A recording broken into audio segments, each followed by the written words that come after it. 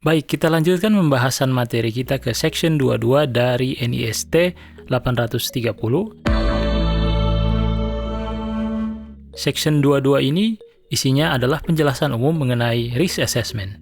Jadi pembahasan kita kali ini adalah mulai dari halaman 14 bagian 22 risk assessment sampai dengan halaman 15 ya, sampai dengan di sini. Jadi tidak terlalu panjang. Seperti pada video sebelumnya, isi dari 830 ini sudah saya pindahkan ke PowerPoint agar bisa dibaca dan dianalisis dengan lebih jelas. Ya, isi dari section 22 ini ada 4 ya, ada 4 topik. Yang pertama adalah langkah-langkah risk assessment, yang kedua adalah karakteristik risk assessment, yang ketiga adalah tujuan risk assessment, dan yang terakhir adalah pembahasan mengenai keputusan dan kegiatan yang didukung oleh risk assessment. Ya, kita ke pembahasan pertama yaitu langkah-langkah mengenai risk assessment. Nah, di NIST 830, langkah-langkah risk assessment itu secara garis besar ada 4. Yang pertama adalah prepare atau persiapkan ya, harus dipersiapkan dulu. Setelah disiapkan risk assessment-nya, kita lakukan risk assessment-nya itu sendiri, dilaksanakan ya.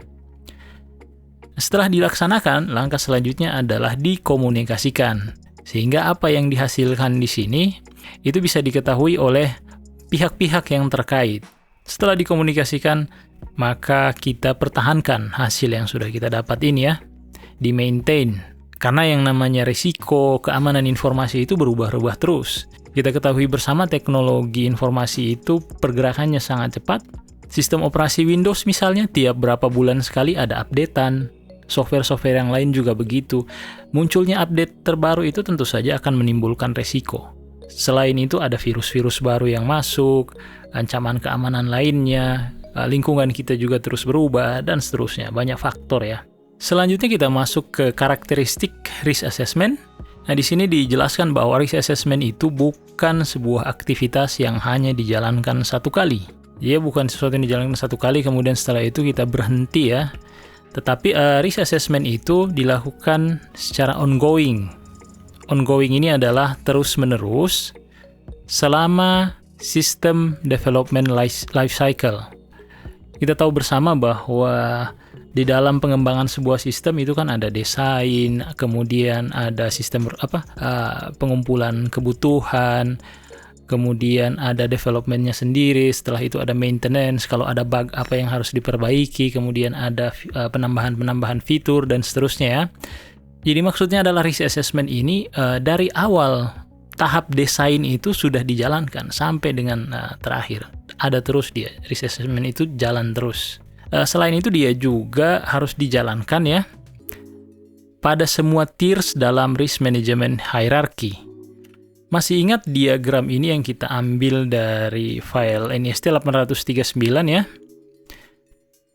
Tingkatan paling atas itu ada tingkat organisasi, tingkat proses bisnis, dan tingkat sistem. Paling bawah ada tingkat sistem informasi.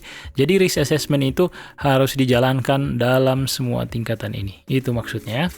Kemudian frekuensi dari risk assessment itu sendiri, ini commensurate ini artinya adalah sepadan ya. Sepadan dalam berarti maksudnya frekuensi dan sumber daya yang digunakan, yang dialokasikan untuk asesmen risiko itu disesuaikan dengan tujuan dan ruang lingkup atau scope dari asesmen. Jadi seperti itu karakteristik dari risk assessment. Kita masuk ke bagian berikutnya yaitu mengenai tujuan dari risk assessment. Jadi tujuan dari risk assessment itu adalah untuk mengetahui dan menghindari akibat buruk terhadap organisasi, aset-asetnya, orang-orangnya di dalam, individualnya, organisasi lainnya, ataupun dampak terhadap ekonomi dan keamanan nasional dari United States, dari Amerika. Oke, akibat buruk ini disebabkan oleh apa? Disebabkan oleh operasi atau penggunaan dari sistem informasi atau informasi yang diprosesnya disimpan dan dipancarkan oleh sistem-sistem tersebut.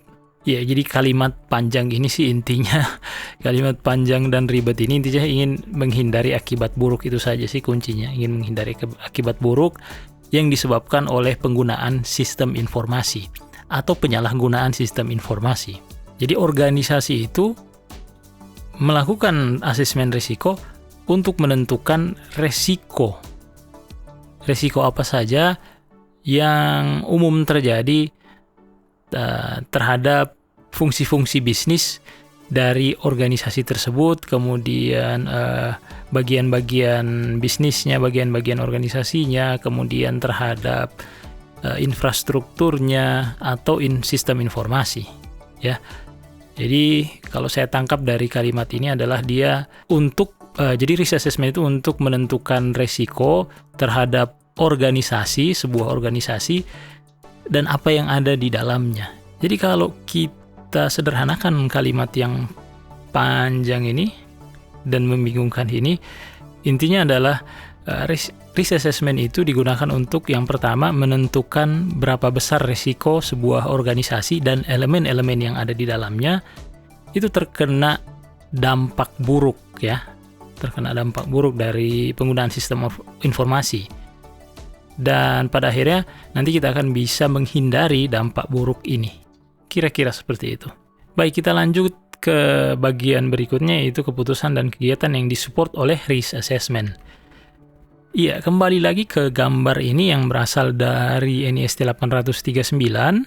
Ini adalah untuk menyampaikan bahwa keputusan atau kegiatan yang didukung oleh risk assessment ini berlaku untuk 3 bagian ini, 3 tingkatan ini, ya, dari tingkatan organisasi, misi dan bisnis proses, serta tingkatan sistem informasi. Jadi dari atas ke bawah dalam sebuah organisasi itu, dari atas ke bawah semuanya didukung oleh 830. Iya, jadi hal-hal yang didukung oleh 830 itu ada 7 item kalau di 830-nya, ya. Tetapi ini tidak terbatas di sini saja, ya. Ini cuma contoh saja. Tidak terbatas di 7 item, ya. Cuman contoh saja. Nah, yang pertama adalah pengembangan arsitektur keamanan informasi. Ya, itu didukung oleh 830. Jadi 830 bisa masuk di situ. Dengan mengetahui resiko-resiko yang ada di sebuah organisasi, maka pada saat pengembangan arsitektur keamanan informasi, kita bisa menggunakan informasi resiko tadi untuk mengembangkan apa yang harusnya kita lakukan, ya. Oke, selanjutnya adalah definition of interconnection requirement. Interkoneksi itu kan penghubung, ya. Penghubung ini banyak jenisnya, ya. Secara fisik misalnya antar satu komputer dan komputer lainnya kita punya wifi atau punya jaringan, antara satu layanan dan layanan lainnya, layanan software, ya, kita punya API dan masih banyak lagi. Jadi intinya adalah misalnya saat kita menentukan requirement untuk yang menghubungkan satu lokasi kantor dengan kantor lainnya, barangkali untuk alasan keamanan maka kita memutuskan untuk menggunakan misalnya kabel jaringan atau misalnya wifi yang dienkripsi dengan tingkat keamanan tertentu dan seterusnya, ya.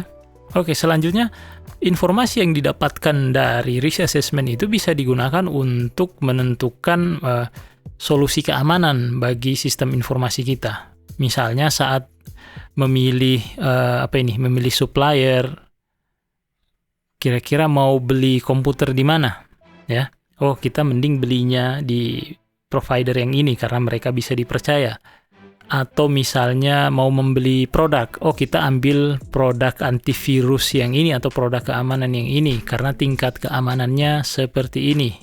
Kemudian ada satu istilah yang saya pikir perlu dijelaskan, yaitu mengenai security control. Apa itu security control? Ini sebenarnya istilah yang beberapa kali muncul di dalam 830. Jadi di website NIST ada sebuah halaman khusus di mana tersimpan banyak istilah-istilah, ya, halaman glossary. Alamatnya seperti ini, csrc.nist.gov/glossary, ya. Ini tinggal diklik indeksnya mau huruf apa, diawali huruf apa. Kebetulan saya sudah memilih huruf S, ya, Kita kan ingin mencari mengenai security control tadi. Security control, mana dia? Banyak sekali. Oke, ini security control. Jadi ada beberapa definisinya yang diambil dari 801.61, 853, ada 837 dan seterusnya ya. Kurang lebih mirip-mirip lah, tidak perlu terlalu di ini ya. Cukup salah satu saja yang dibaca. Paling atas ya, kita pilih paling atas. Jadi yang dimaksud dengan security control adalah safeguard ini pengamanan, dan countermeasure itu adalah penanggulangan. Jadi pengamanan itu untuk mencegah sesuatu terjadi, dan penanggulangan itu kalau misalnya ternyata tetap terjadi, maka apa yang harus kita lakukan ya? Jadi pengamanan dan penanggulangan terhadap sebuah sistem informasi yang dirancang untuk melindungi, ini istilah kemarin, ini sudah ada di video sebelumnya, confidentiality, integrity, dan availability dari sistem informasi. Dan ini harus sesuai dengan standar requirement keamanan yang sudah didefinisikan. Jadi itu arti dari security control. Intinya adalah pengamanan dan penanggulangan yang disesuaikan dengan kebutuhan kita. Oke, kita lanjutkan ke nomor 4. Jadi nomor 4 itu ini perlu dihapus dulu. Ya, selanjutnya adalah izin ya, authorization atau izin untuk mengoperasikan sistem informasi atau untuk menggunakan security control. Security control yang tadi sudah saya jelaskan ya, yang diturunkan dari sistem-sistem tadi. Contohnya adalah common controls. Ini kalimatnya membingungkan. Maksudnya adalah begini.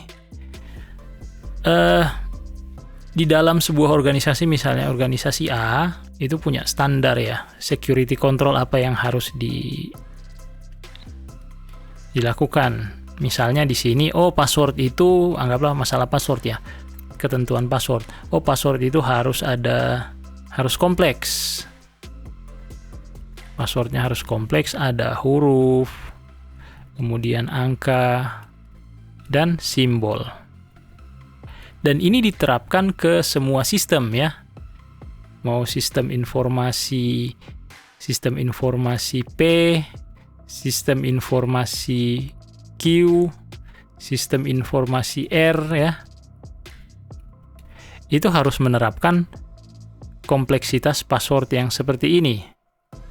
Nah, karena ini berlaku untuk semua sistem, maka disebut dengan common controls ya.